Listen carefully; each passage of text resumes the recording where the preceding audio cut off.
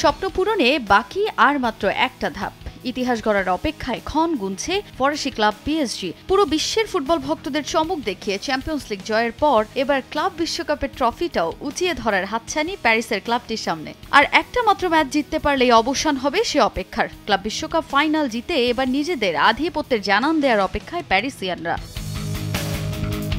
Spanish giant Real মাদ্রিদকে ৪-০ ব্যবধানে হারিয়ে রীতিমতো উঠছে প্যারিস সেন্ট জার্মেই। ক্লাব বিশ্বকাপের সেমিফাইনালে চোখে চোখ রেখে লড়াই করে প্রথমবারের মতো ফাইনালে জায়গা করে নিল লুই এনরিকের দল। রিয়ালকে হারিয়ে জয়ের আনন্দে মত্ত এনরিক বাহিনী। লস ব্লাঙ্কোদের বিপক্ষে জয়কে বিশেষ বলছেন পিএসজি বস, যদিও সেমিফাইনাল জিতে মাটিতেই পা রাখছেন কোচ।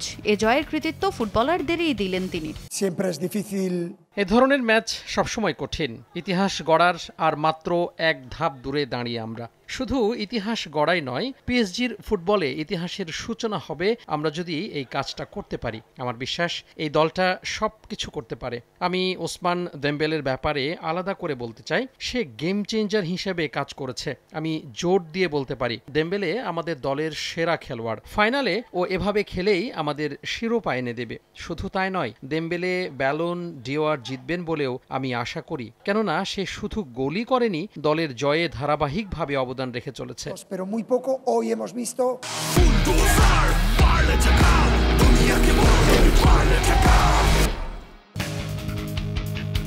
এদিকে দিন বদলে কোচ শাবি আলোনসোকে দলের দায়িত্ব দিয়েও একেবারে ফ্লপ রিয়াল মাদ্রিদ। প্রথম মিশনেই ব্যর্থ তিনি। পিএসজির বিপক্ষে হারের দায় দলকে দিলেন শাবি। চেষ্টায় ঘাটতি ছিল বলেও মন্তব্য করেন কোচ। যদিও সেমিফাইনালে হারলেও পিএসজির ভূয়সী প্রশংসা করলেন তিনি।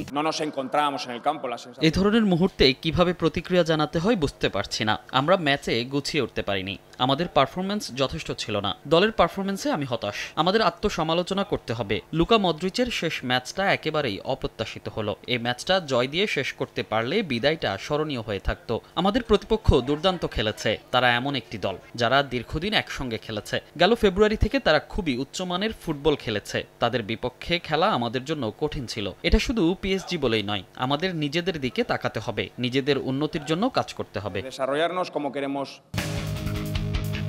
রিয়াল মাদ্রিদকে হারিয়ে এবার ইংলিশ ক্লাব চেলসির বিপক্ষে আগামী 14 জুলাই মাঠে নামবে ফরাসি ক্লাব পিএসজি।